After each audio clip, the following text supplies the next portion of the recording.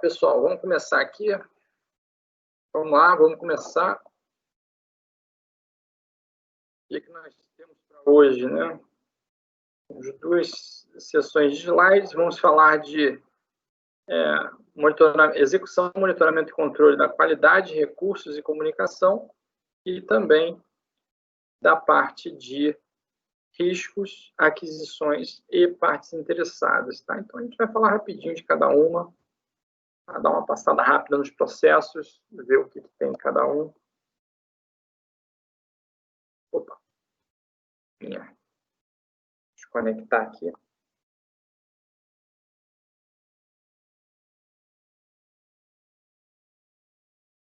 Agora foi.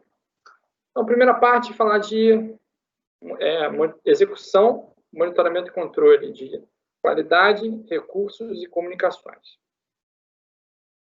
Primeiro, na parte de qualidade, né? Então, a gente, na fase de planejamento, fez um plano de qualidade, ou deveria ter feito um plano de qualidade, incluindo quais são as atividades de controle de qualidade, controle e garantia de qualidade, e como elas deveriam ser feitas, por quem deveriam ser feitas, tá? E quando a gente chega na fase de execução, o gerente do projeto, ele precisa monitorar e controlar essas atividades para verificar se elas estão sendo realmente feitas e se a gente está tendo algum problema de qualidade e, caso esteja acontecendo algum problema de qualidade, ele precisa tomar ações corretivas. Tá? Então, tem um monte de coisas envolvidas aqui nesse processo.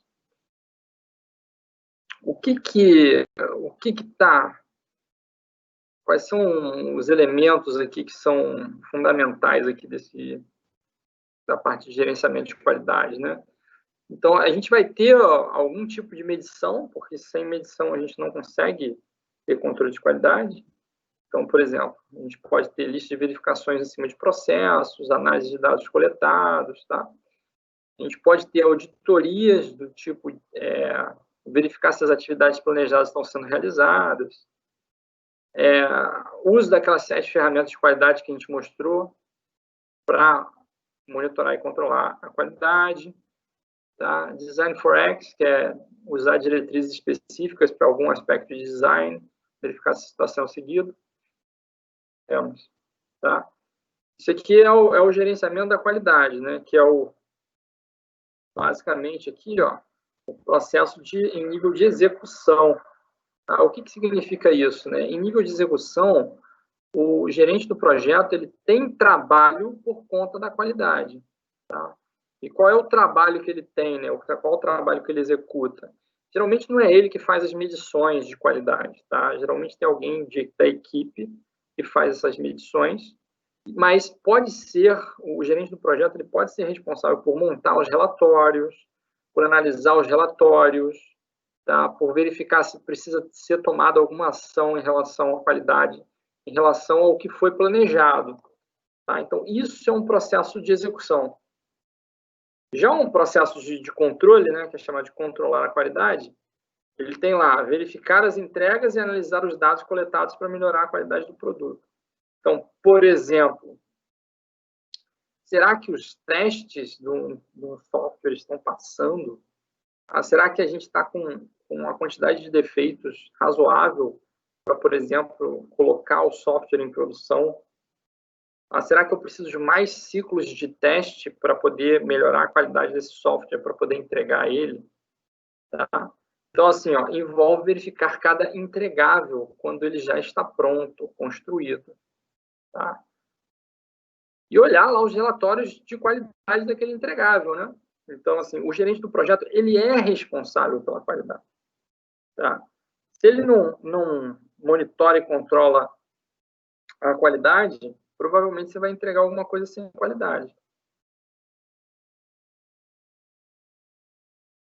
Tem vários processos envolvidos aí também. Tá? Algumas técnicas, né, envolvidas no controle de qualidade. Inspeções, leitura sistemática de documentos para identificação de defeitos, testes, execução de software para verificação do seu comportamento ou aspectos não funcionais.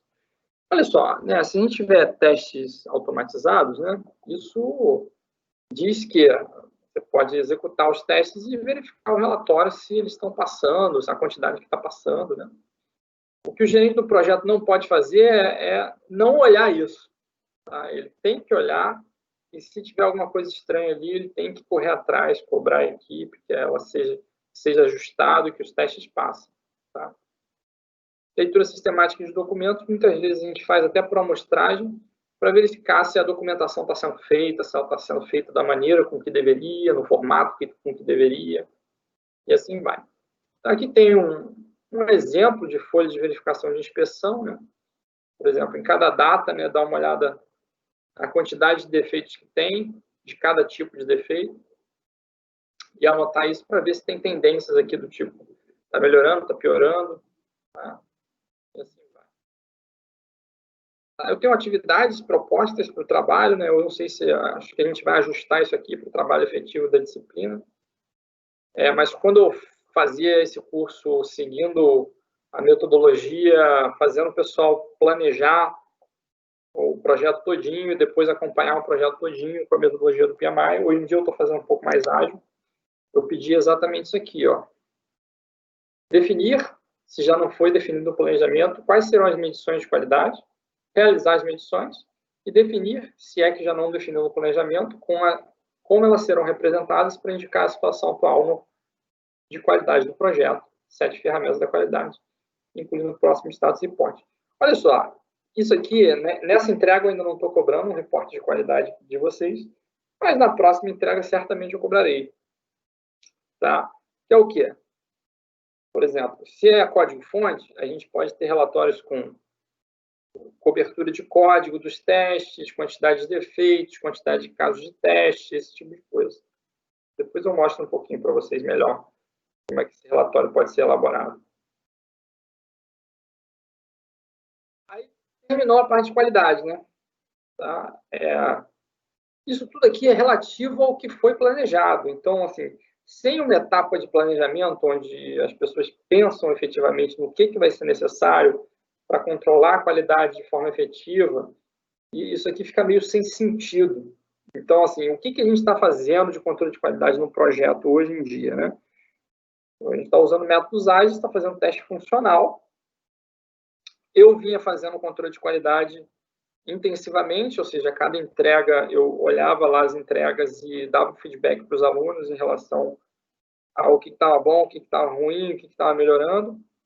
Mas o pessoal de gestão, assim, da disciplina de gestão ainda não fez isso aqui efetivamente, né? Então, eu posso passar o controle de qualidade para eles para a próxima entrega.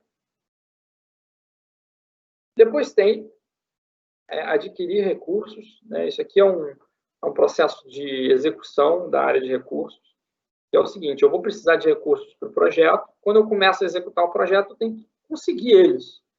Nem que seja assim, conseguir a alocação deles com outros gerentes de projeto, ou com outras áreas funcionais da empresa, ou, se for o caso, efetivamente ir buscar eles no mercado. Ou seja, ir buscar a pessoa para conseguir trazer ela para o projeto e colocar ela alocada para trabalhar, efetivamente.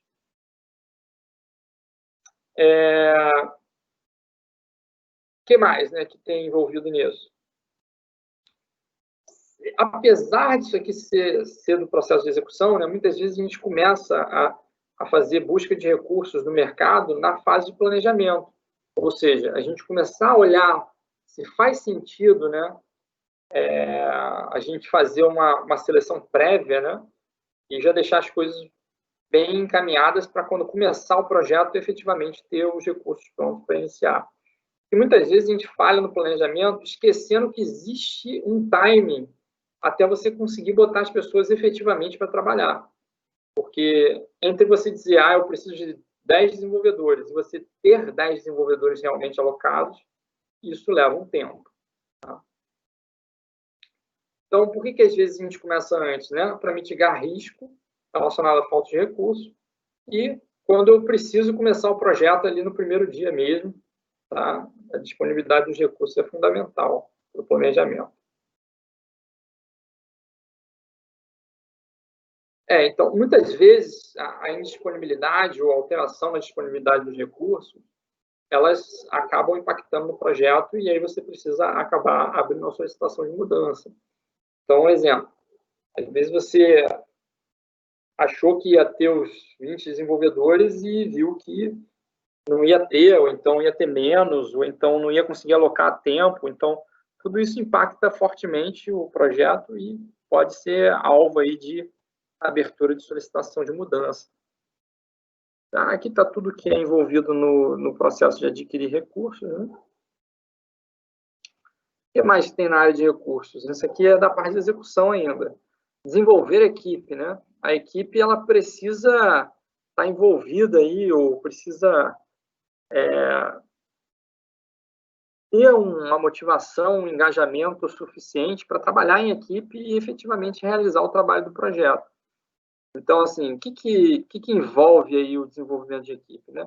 Melhoria de competência, melhoria da motivação, redução da rotatividade, melhoria geral do desempenho do projeto. Isso aqui é o quê, né? É você conseguir fazer com que a equipe trabalhe efetivamente como uma equipe. Você ter a equipe motivada e pronta para fazer o trabalho. Ah, mas isso é responsabilidade do gerente do projeto? Com certeza. Tá? Então, muitas vezes até da própria empresa. As empresas, hoje em dia, elas fazem muito pesquisa de clima, né? Clima organizacional. Então, não sei se vocês já ouviram. Existem até consultorias que fazem essas pesquisas de clima, né? Clima é o quê? Né? Quão bem as pessoas se sentem em trabalhar naquele ambiente. Então, uma das consultorias famosas, né, que é em pesquisa de clima, é o Great Place to Work, ou grandes lugares para se trabalhar, né? Que os funcionários eles costumam querer trabalhar num ambiente saudável, num ambiente positivo, e você ter um indicador, ou até prêmios que dizem que a empresa é boa nesse sentido, né, faz com que você consiga atrair melhores funcionários, atrair pessoas mais competentes para a empresa.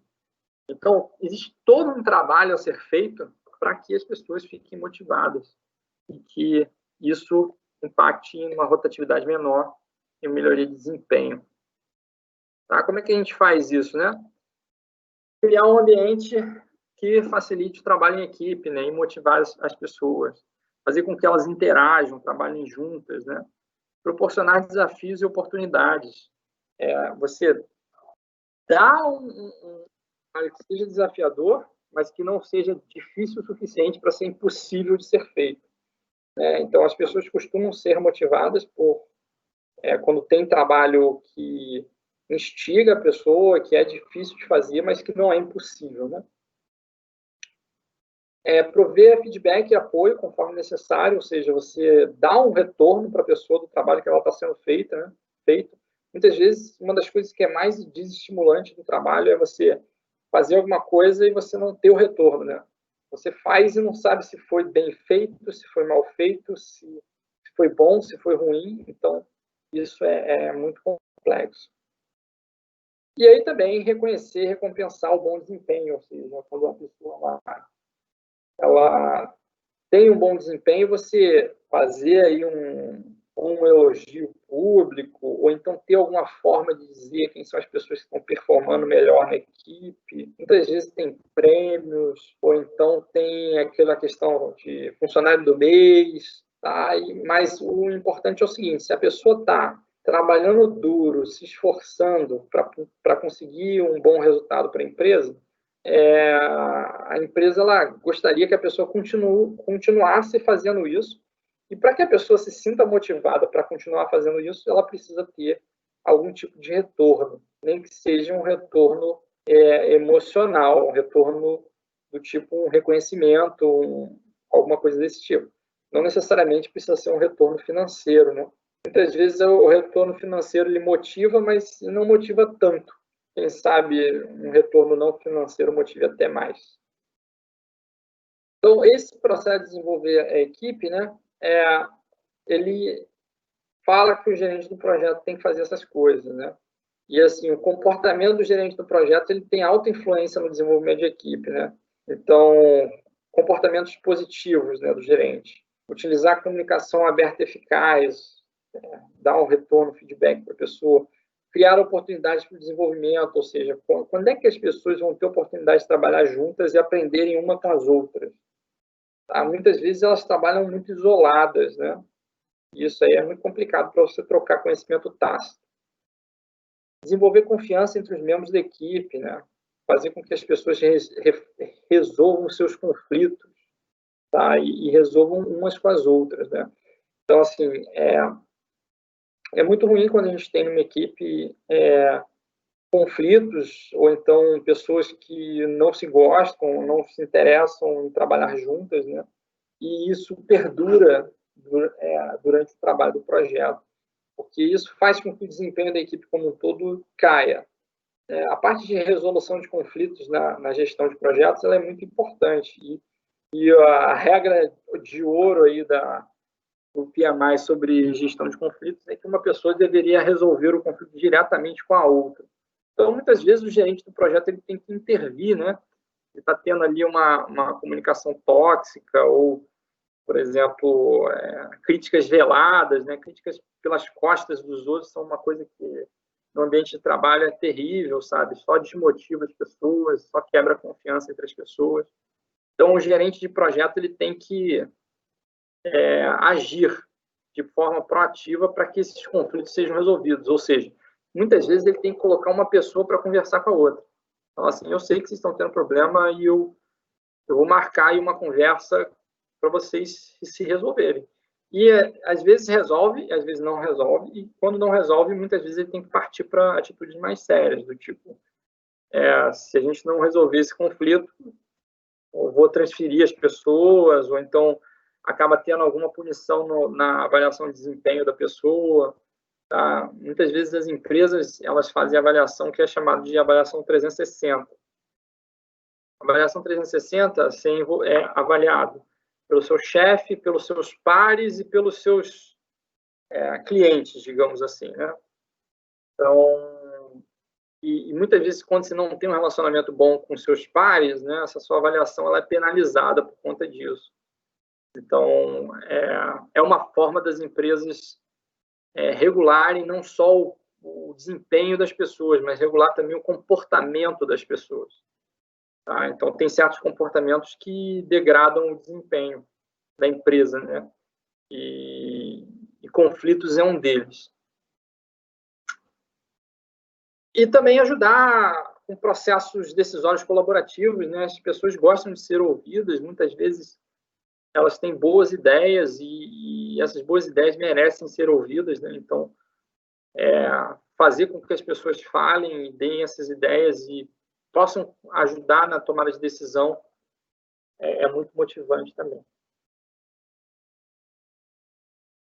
Então, gerenciar a equipe é o processo de influenciar o comportamento da equipe, gerenciar conflitos e resolver problemas. Isso aqui é um conhecimento, eu não vou dizer nem que é conhecimento, cara. Isso aqui é muito habilidade, sabe? Tem pessoas que são experts nisso sem precisar de nenhum tipo de treinamento.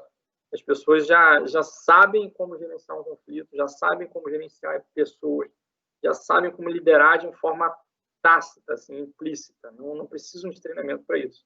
E muitas pessoas não têm essa habilidade de uma forma natural. É claro que tudo pode ser treinado, tá? Tudo pode ser aprendido, mas para quem tem uma facilidade com isso, ou já tem predisposição para esse tipo de coisa, é muito mais fácil do que para quem tem uma certa dificuldade, né? Mas, para a pessoa conseguir efetivamente fazer o papel de gerente, ela tem que ser efetiva nesse tipo de coisa. Porque senão ele basicamente perde a equipe. Tá? Então, não tem aquele jargão lá do futebol, que é o técnico, quando o time não joga, o pessoal fala que ele perdeu ali o vestiário, né? Tipo, o pessoal não trabalha junto. Ou seja, quando está nos bastidores, não tem clima para as pessoas trabalharem juntas. E no processo no gerenciamento de projetos dentro da equipe é a mesma coisa. Então, se o gerente do projeto ele não consegue resolver esses problemas, não consegue tocar adiante o projeto, fazer com que o comportamento da equipe seja positivo, que as pessoas colaborem, ele muitas vezes vai perder a equipe não vai trabalhar bem com ele e no final das contas isso vai acabar gerando um resultado ruim, podendo gerar, no último caso, até a demissão aí do gerente do projeto. Então, isso é um aspecto fundamental, tá? E é uma das partes mais humanas da gestão. É como é que a gente gerencia pessoas, tá? Tem um monte de coisas aqui envolvidas também. A principal delas, eu vou falar aqui, ó. Repara nesse item aqui, habilidades interpessoais e de equipe. Isso aqui é o fundamental, né? Gestão de conflito, tomar de decisão, inteligência emocional. Existe muita pesquisa nessa área, existem livros interessantíssimos sobre isso, que é como é que a pessoa consegue lidar com as emoções dela de forma inteligente, né? Como é que ela consegue usar as emoções dela para poder ter um resultado melhor, ou então não deixar que as emoções dela atrapalhem o resultado dela e da equipe, né? Então, isso aqui é fundamental.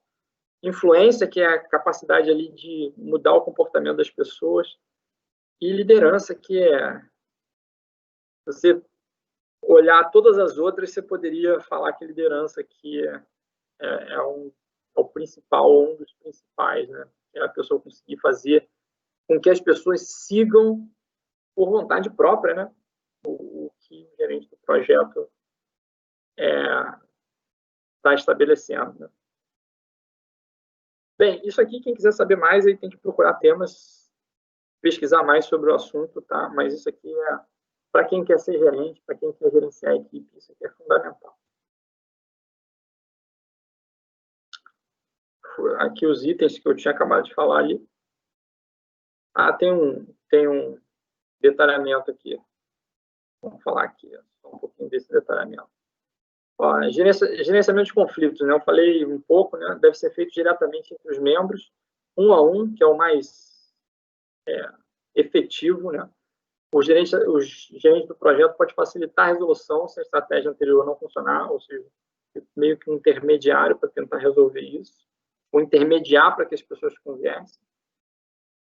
A resolução de conflito deve ser sempre feita em particular, para não expor as pessoas, nunca fazer isso em público, em reuniões, tá? Se o conflito não for resolvido, a estratégia é ação disciplinar. Eu aqui no meu projetinho aqui com as equipes, eu faço esse sentido, né? Eu tento que vocês se resolvam sozinhos, e se vocês não se resolverem sozinhos, eu vou para ação disciplinar, que é basicamente dar uma nota, abaixar a nota de vocês, né? Fatores que podem influenciar na abordagem de resolução de conflito, importância e intensidade do conflito. Uma coisa é conflito entre pessoas, digamos assim, funcionários da empresa, pessoas normais. Outra coisa é um conflito entre diretores de uma empresa. Aí, assim, a importância e intensidade, né? Intensidade as pessoas às vezes estão só se desentendendo e às vezes discordam. Isso é uma intensidade baixa, digamos assim. E outra, elas podem estar quase saindo na mão, né? Brigando assim, feito gato e rato, né? Então, a intensidade também influencia, porque às vezes a abordagem que você vai tomar aqui, ela depende da importância e intensidade. Pressão de prazo para resolver o conflito, cara, muitas vezes a estratégia que você vai resolver o conflito deixa esse conflito para depois, que a gente tem coisa mais urgente para fazer, entendeu? Ou então a gente precisa resolver agora, nesse instante, e eu vou bater o martelo, vai ser o que eu quero. Por exemplo, o gerente às vezes tem que impor algumas coisas, porque não dá tempo das pessoas chegarem a um consenso. Poder relativo das pessoas envolvidas, já falei, por exemplo, diretores, gerentes, é sempre mais complicado. Importância em manter um bom relacionamento. Muitas vezes você vai abrir a mão de bater de frente num conflito para manter um relacionamento com uma pessoa importante na empresa. Motivação para resolver o conflito a curto ou longo prazo também. Então, existem algumas estratégias ou técnicas de resolução de conflito. Então, existe retirar, evitar, que é adiar a questão para ser resolvida quando estiver mais preparado ou por outras pessoas. Isso aqui é típico de funcionarismo público em final de gestão, né? A gente está aí no final de gestão aí municipal, né? Aí o Covid rolando solto, e o pessoal, em vez de fechar e fazer o lockdown aí de novo, basicamente está deixando rolar para deixar para a próxima gestão a bomba. Então, o que eles estão fazendo, né? Estão evitando, retirar, reevitar. Ou seja, cara, eu não vou resolver porque daqui a um mês isso aqui não vai ser problema mais meu, vai ser problema de outro. Então, para que eu vou ficar gerando medidas impopulares se eu posso deixar isso simplesmente para a próxima gestão? É uma decisão, assim, muito ruim, porque nesse caso, influencia na vida das pessoas, pode até gente morrer por causa disso, né? Mas, em termos aqui de gestão e estratégia, é basicamente o que está sendo feito. Eu não preciso me incomodar, porque daqui a um mês, se eu adiar um mês esse problema, ele não é mais problema meu. Tá? Então, retirar e evitar. Suavizar, acomodar, né? Abrir mão da sua posição para manter a harmonia entre os relacionamentos. Eu tenho uma briga, mas, cara, se eu ganhar essa briga, eu não vou ganhar tanto. E se eu perder o relacionamento com a pessoa, eu vou perder muito. Então, às vezes, vale a pena você simplesmente abrir mão, ceder, falar... Ceder não, na verdade, é suavizar, acomodar, né? Abrir mão da posição para manter a harmonia. Ceder, conciliar, entrar numa solução com algum grau de satisfação para todas as partes. Aqui você perdeu a posição completamente. Aqui eu vou perder uma parte, eu vou suavizar, posso perder uma parte, mas não tudo, né? Ou, às vezes, a solução é temporária, pode ser, muitas vezes, do tipo perde-perde, né? Então, assim, a gente não gostaria de fazer esse tipo de solução, mas, cara, muitas vezes é necessário, né? Então, conciliar, né, que todo mundo fica satisfeito, mas muitas vezes, para ficar todo mundo satisfeito, na verdade, cada um vai ter que perder uma parte. Forçar, direcionar, você força o ponto de vista custo do outro, geralmente utilizado em situações de emergência, um ganha-perde. Cara, eu preciso resolver isso hoje. Tem jeito. Então, alguém vai... Vou pegar a posição de alguém e vou decidir. Ou é essa aqui e pronto, acabou. Por quê? Por causa da pressão do prazo. Tá? E o melhor de todas é colaborar a resolver o problema, incorporar os diversos pontos de vista e opiniões com perspectivas diferentes e exige uma atitude cooperativa e um diálogo aberto, que normalmente conduz ao consenso e comprometimento. E o ganha-ganha. Às vezes a gente não consegue chegar no ganha-ganha. Tá? Então, assim, o ideal é que todo mundo colaborasse, mas muitas vezes não acontece. A gente tenta começar por isso aqui, né? E aí, muitas vezes, a gente vai chegar numa solução que é ou forçar, que é ganha-perde, ou ceder, conciliar, que é perde-perde. E você pode ter duas soluções aqui do tipo adia, que depois esse problema não vai ser mais meu, ou vai ser de outra pessoa. Ou então eu simplesmente abro mão da briga e falo assim, não, deixa para lá, para manter o relacionamento com as pessoas. Tá? Falamos de um processo que é gerenciar a equipe. Tá? E esse processo vocês estão vivendo aí no trabalho de vocês, né? Que os alunos estão fazendo um trabalho gerenciando as equipes e aposto que já devem ter tido algum conflito e agora estão vendo aqui as estratégias de resolução de conflito e podem fazer mão disso para tentar resolver melhor os conflitos. Fora isso, a gente tem que controlar os recursos do projeto, não é só gerenciar a equipe, né? Mas existe toda uma parte de controle, né? Para que os recursos estejam disponíveis e prontos na hora certa e no lugar certo, caso hajam problemas atuais para resolvê-los, né? Então, controlar os recursos, ele vai envolver um processo de monitoramento e controle, vai envolver medições. Então, boa parte das medições que eu peço para vocês, eu quero saber a quantidade de homem-hora. Para que eu quero saber a quantidade de homem-hora? Eu quero saber se as pessoas efetivamente estão trabalhando, e muitas vezes esse controle da homem-hora, ele serve para realimentar também a parte de custos. Mas, imagina, trabalho remoto, né? Sem um reporte mínimo de homem-hora, não há controle nenhum. Você não consegue saber se efetivamente as pessoas estão trabalhando ou se elas estão no computador fazendo outras coisas. Então, quando a pessoa tem que reportar, o que acontece, né? Das duas, uma. Ou ela vai falar a verdade, e as informações vão ser coerentes e vão fazer sentido, ou a pessoa vai acabar tendo que mentir. Se ela estiver mal intencionada, ela vai acabar mentindo e vai colocar, por exemplo, a maior quantidade, quantidade de horas maior do que efetivamente exerceu. E isso vem com uma consequência, tá? Então, assim, quando o cara subestima, né? Ele começa a falar que está fazendo muitas horas, e na verdade ele não está fazendo. Na hora de avaliar o desempenho dessa pessoa, por exemplo, a quantidade de trabalho que ela consegue fazer por hora ou por unidade, ela vai aparecer com um desempenho muito ruim.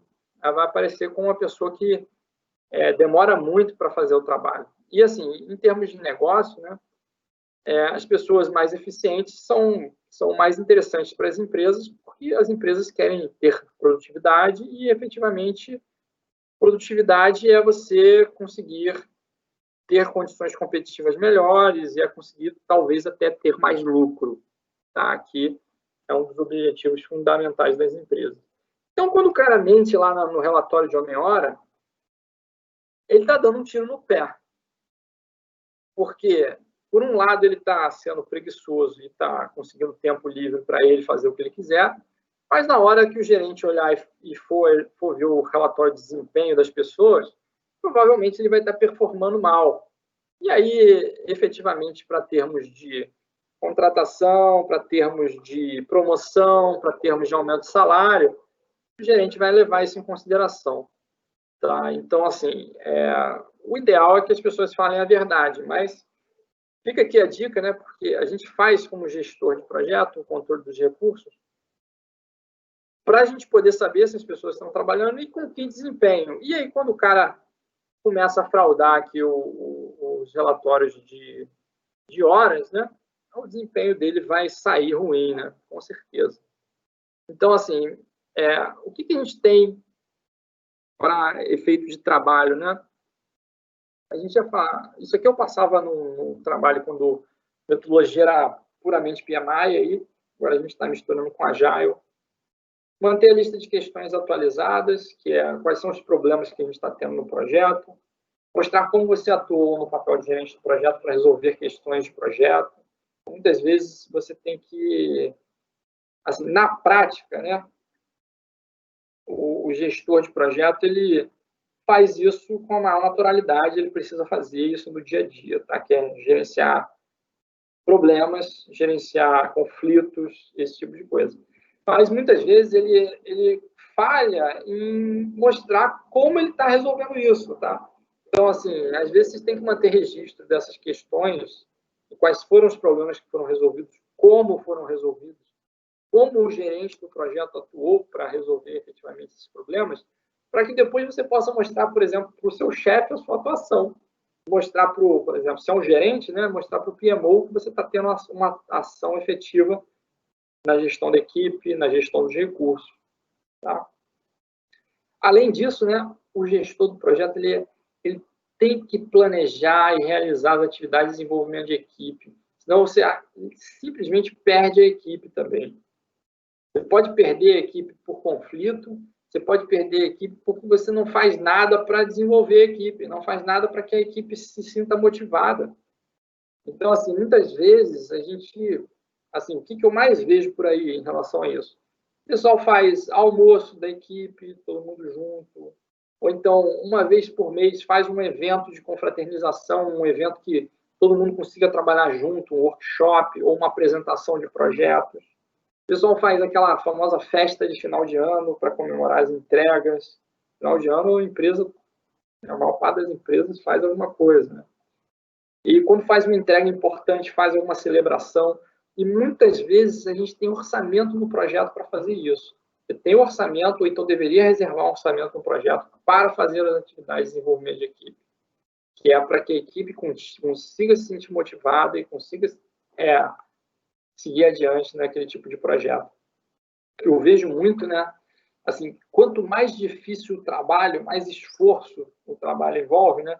mais as pessoas ficam desgastadas e mais é necessário a gente trabalhar forte nessa parte, né? Então, vou dar um exemplo para vocês, né? Em ambiente de startup. Em ambiente de startup, as pessoas trabalham com intensidade muito grande, né? Isso faz com que as pessoas fiquem desgastadas, fiquem cansadas.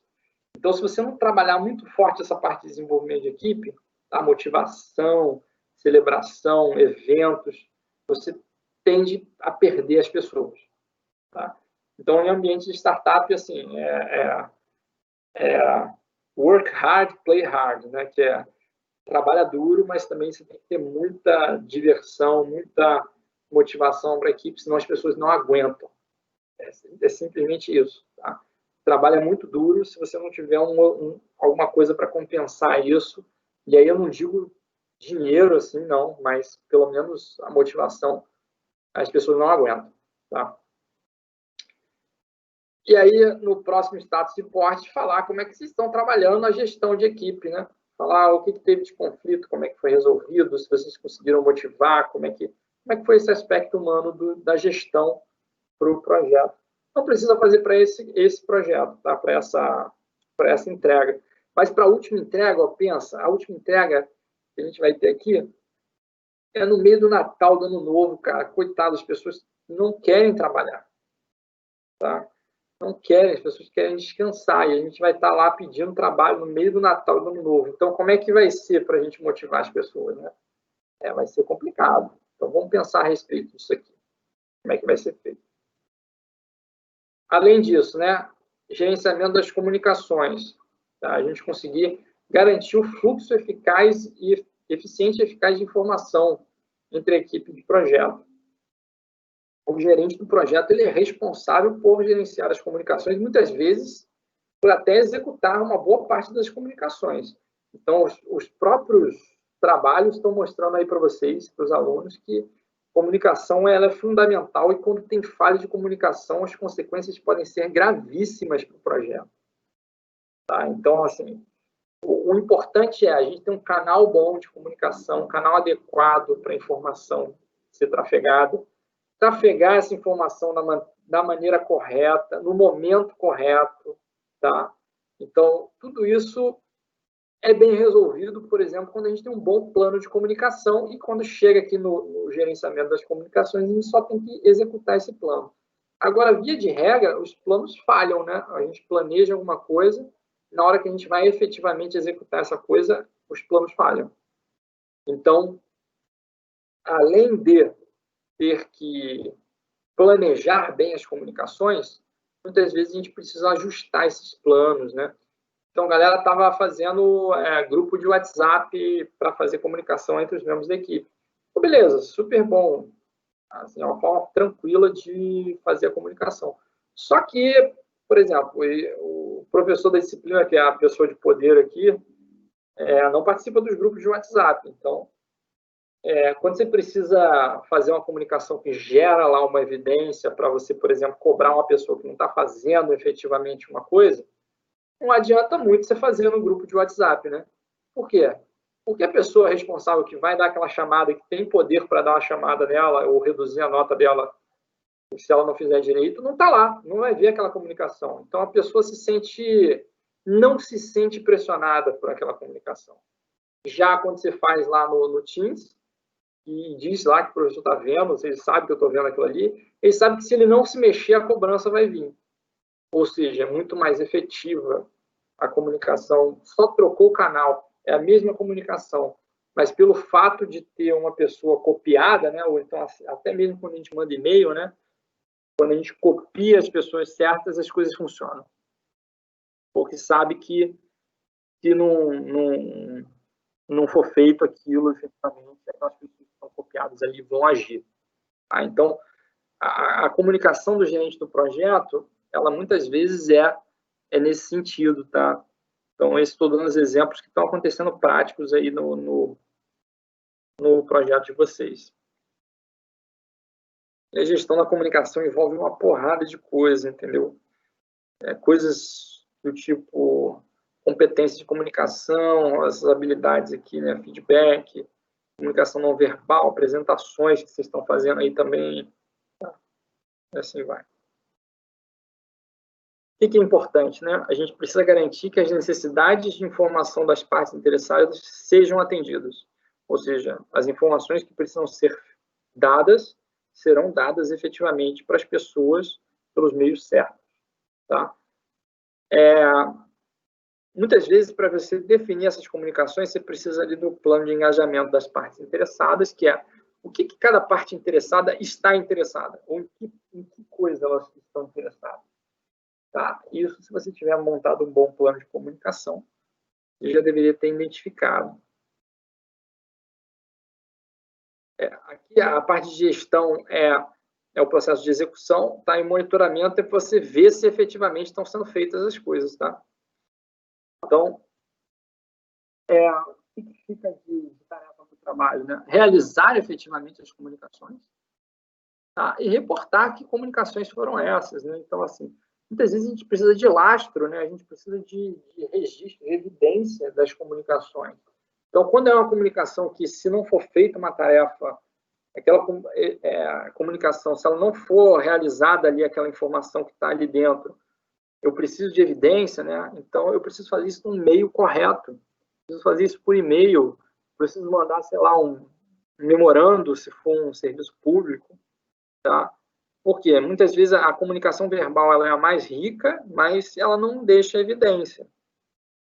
Então, vocês têm que saber assim, que tipo de comunicação usar em cada situação, né? E manter um registro, né? Muitas vezes você conseguir depois mostrar que você fez a comunicação. Data, o meio, quem foram os envolvidos, qual foi a informação trocada. Manter esse registro é fundamental quando, por exemplo, chegam as cobranças. Então, o gerente vai lá cobrar, pô, falhou o projeto, então a entrega não foi feita na prioridade. Quem é que falhou nessa comunicação, né? E por que não acionou, né? A outra equipe lá não tomou a atitude correta. Os caras cagaram para a prioridade, literalmente, e depois só chegou a entrega ruim. Não, isso aí não é a atitude certa, né? A gente precisava saber isso antes. Se tivesse feito lá a comunicação, por exemplo, bota lá no Teams e copia o professor, talvez eles tivessem seguido, né? Os slides aqui são referência são baseados no PMBOK sexta edição, no livro preparatório PMP da Rita Mucati e no livro de gerenciamento de projeto da Marta Camargo. Essa foi a primeira parte, que é a parte de... Falamos de qualidade? Deixa eu ver aqui. Falamos de qualidade, recurso e comunicação. Agora vamos para a segunda parte, que é falar de riscos, aquisições e partes interessadas.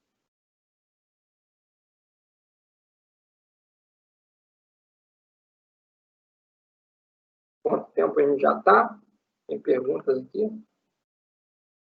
Essa responsabilidade, no geral, fica dividida entre o RH, gerente ou varia?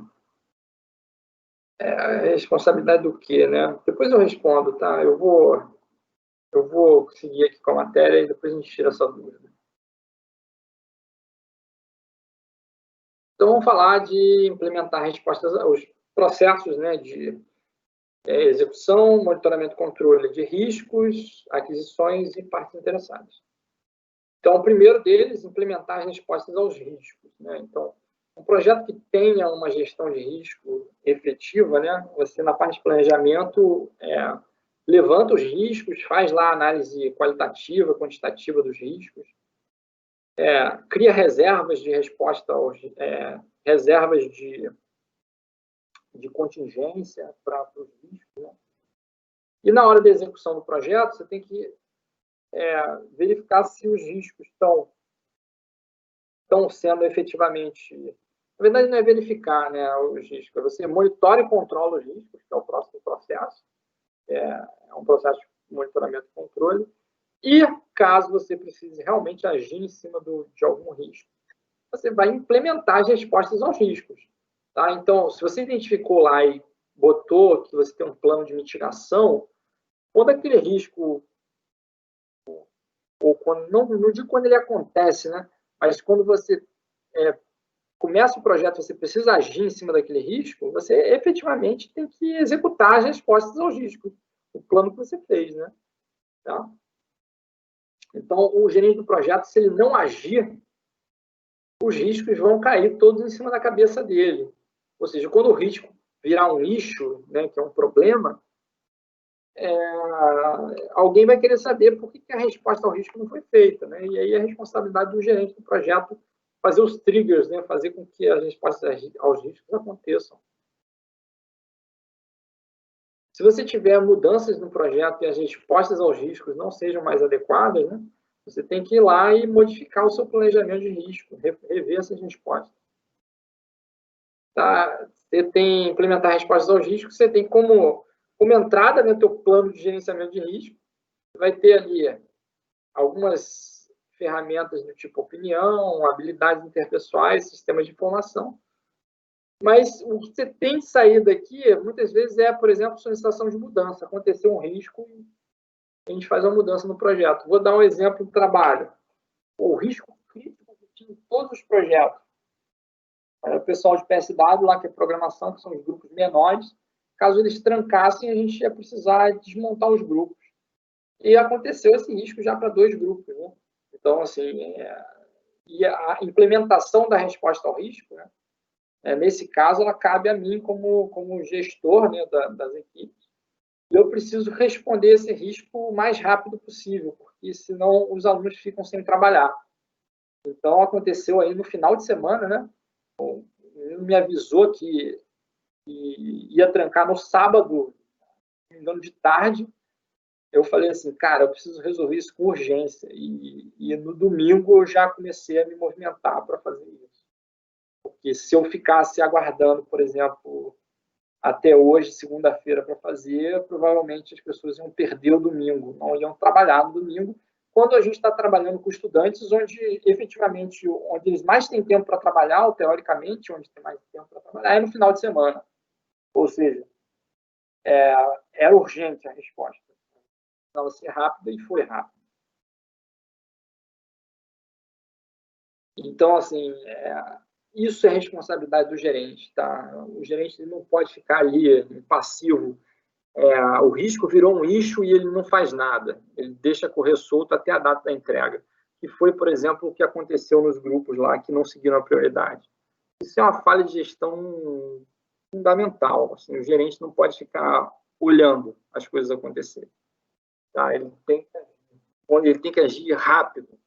Assim, o colega também mandou uma mensagem para mim falando que os grupos não estavam respondendo.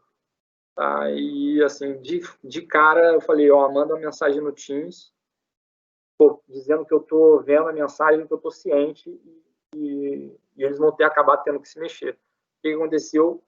No dia seguinte, os caras trancaram a disciplina. Então, isso é muito melhor do que você deixar rolar até a data de entrega e não entregar nada. Tá? Então, assim, isso é gestão proativa. Isso é a forma correta de trabalhar, para evitar que os problemas virem uma bola de neve. Se você deixar rolar solto, eles viram uma bola de neve, e aí o impacto no projeto é muito maior. Tá? Para isso, né, para a gente ter uma efetiva gestão de risco, a gente tem que ficar de olho nos riscos. Então, assim, tem alguns jargões aí que o pessoal fala, né? O gerente do projeto ele tem que ser igual uma águia em cima da área de riscos. Ele não pode tirar os olhos dos riscos. Não pode piscar por um segundo em relação a isso. Porque na hora que acontecer alguma coisa, ele tem que agir. Tá? Então, implementação dos planos de resposta aos riscos acordados, acompanhamento dos riscos identificados, acompanhamento mesmo. Tá? Cara, assim, uma das coisas que a gente discute em status report semanalmente, geralmente, é os riscos. Os riscos primordiais, qual é a situação deles e se as respostas aos riscos estão sendo implementadas. Identificação e análise de novos riscos podem acontecer, tá? Situações imprevistas que geram novos riscos. E avaliação e eficácia do processo de risco ao longo do projeto. Né? Imagina, a gente tem reserva, a gente cria reserva para gerir os riscos. Mas será que as reservas estão sendo efetivamente suficientes para acomodar os riscos do projeto? Muitas vezes a nossa estimativa foi ruim, né? O que acontece? Quando a gente tem esse tipo de situação, muitas vezes a gente precisa fazer um change request para poder ajustar as reservas dos riscos. Tá? Então, uma das coisas que aparece aqui no monitorar e controlar os riscos é a análise de reservas e a análise de desempenho técnico. As respostas aos riscos estão sendo efetivas? Tá surtindo efeito? A gente está conseguindo diminuir o risco, então manter estável o risco do projeto, ou só está aumentando?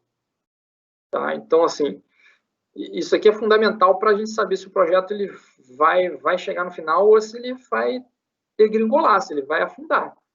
Tá?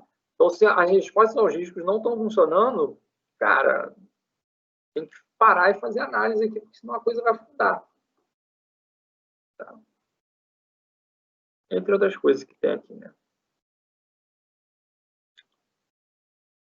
Ó, o que entra aqui no monitorar e controlar os riscos, né? Determinar se as respostas aos riscos implementadas são efetivas, nível geral de risco do projeto e riscos individuais se sofreram alterações, premissas do projeto que ainda são válidas. Muitas vezes, quando a gente abre o projeto, a gente anota um monte de premissas e chega no final, a gente vê que algumas premissas não são mais válidas, que já viraram problemas efetivos do projeto. Políticas e procedimentos de gerenciamento do risco, se eles estão sendo seguidos, tá? Estão sendo efetivos. Reserva de contingência para custo e cronograma, se elas precisam ser modificadas, e se a estratégia do projeto ainda é válida. Então, o que a gente tem para trabalho em relação a isso, né?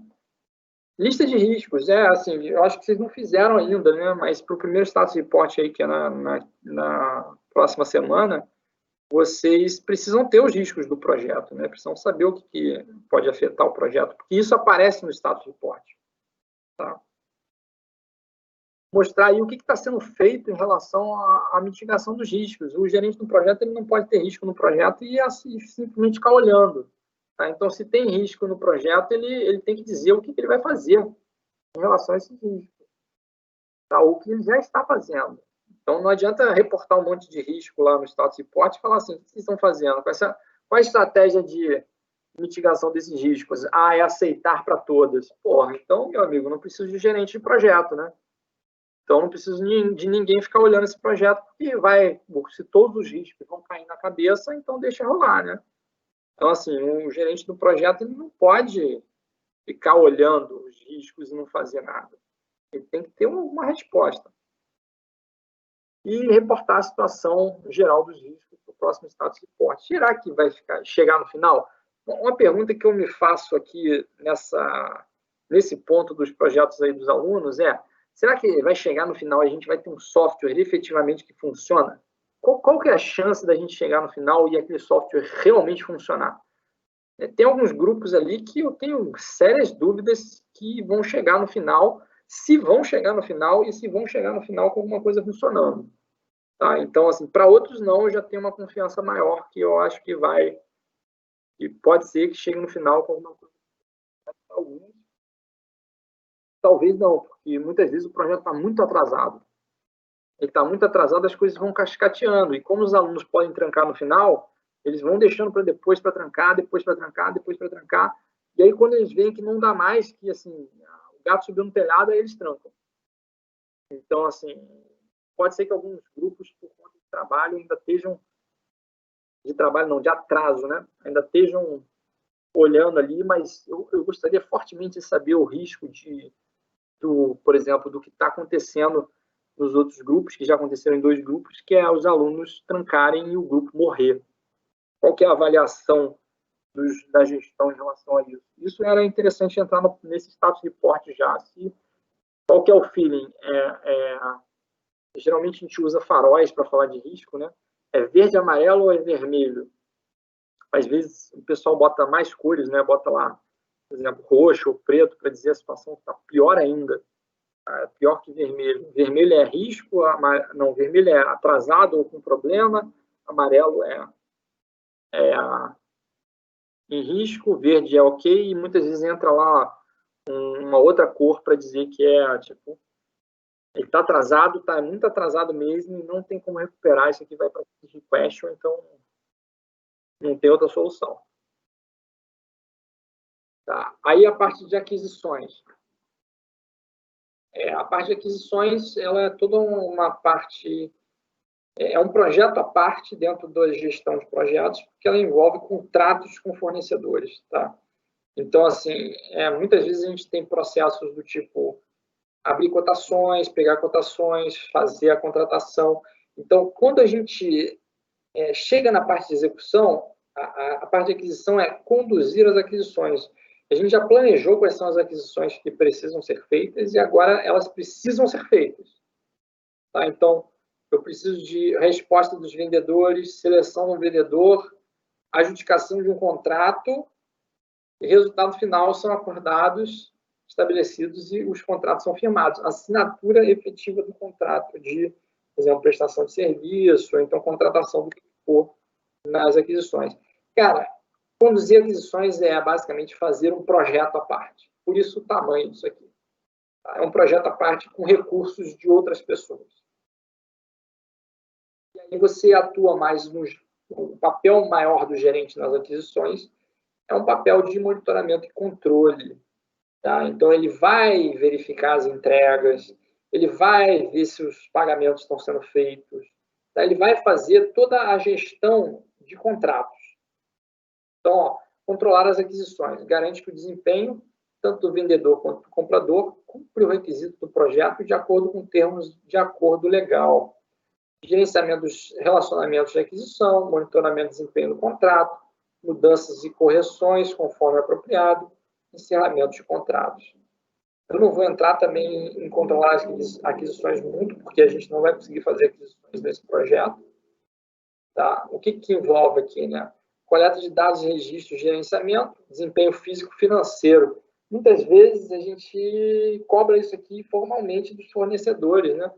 Tá? Existe um cronograma, né, que é dito cronograma físico-financeiro, que são das entregas e os pagamentos.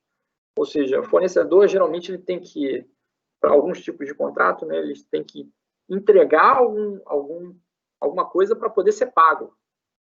E aí o cronograma físico-financeiro mostra isso, ó, o que vai entregar e quando que vai pagar. Aí o que vai pagar. Indicadores de desempenho das aquisições, tá, mensuráveis. Como é que está desempenhando o projeto lá do fornecedor? Está indo bem? Está indo mal? Refino de planos e cronograma de aquisições. Tá? Então, muitas vezes, como é um projeto à parte das aquisições, você tem que renegociar contratos.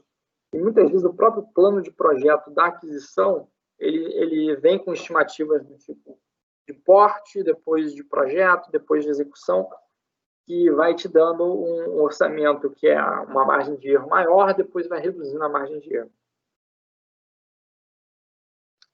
Analisar e reportar dados do projeto relacionados a aquisições. Tá?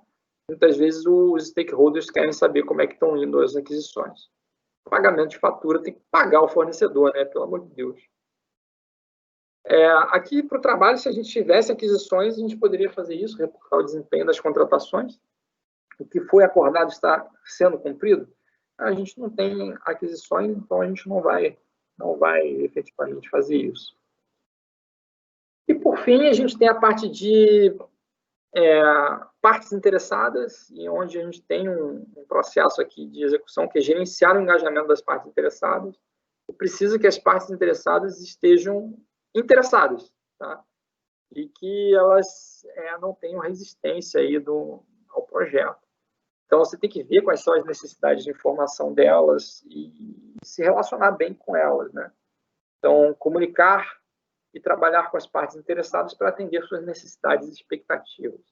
Lidar com as questões, muitas vezes tem problemas e você tem que lidar com as partes interessadas, esses problemas.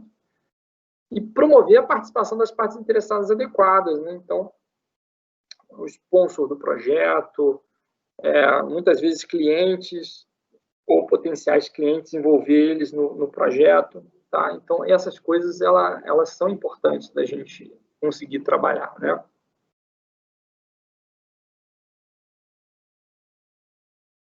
Lembrando, né, uma parte interessada, se você tiver uma parte interessada desmotivada ou então resistente em relação ao trabalho do projeto, ela pode trabalhar para que o projeto afunde. E dependendo do nível dessa pessoa, ela pode efetivamente conseguir que o projeto afunde. Tá? Então, assim, é uma área muito importante. Monitorar o engajamento das partes interessadas. A gente tem uma matrizinha lá, que é chamada de matriz de engajamento das partes interessadas. Você deveria reportar isso, ou então, pelo menos, manter isso internamente no projeto, para que você possa saber se as partes interessadas realmente estão engajadas, né? E você pode fazer uma adaptação de estratégia para engajamento, utilizando aí criatividade, habilidade interpessoal, análise alternativa, causa raiz. Tá? Isso aqui é muita habilidade interpessoal, tá? Você precisa conhecer também a parte interessada, então, às vezes, ter um bom relacionamento com elas, conversar, gastar tempo ouvindo as partes interessadas e saber o que efetivamente aquela parte interessada quer do projeto e, pelo menos, fornecer a informação para ela e ouvir a parte interessada. Então, isso aqui é o mínimo, né? Você conseguir um engajamento. Um monte de coisas envolvidas. O que a gente pode fazer aí para o trabalho? Atualizar a matriz de engajamento. Isso aqui eu ainda não pedi para vocês, né? Acho que para outra entrega a gente pode fazer. Mas mostrar quais foram as ações tomadas para modificar o engajamento das partes interessadas. Reportar nos próximos status report. Eu vou conversar lá com... Aqui tem a referência, né? O PMBOK, o livro da Rita Mucati e da Marta Cagamarra.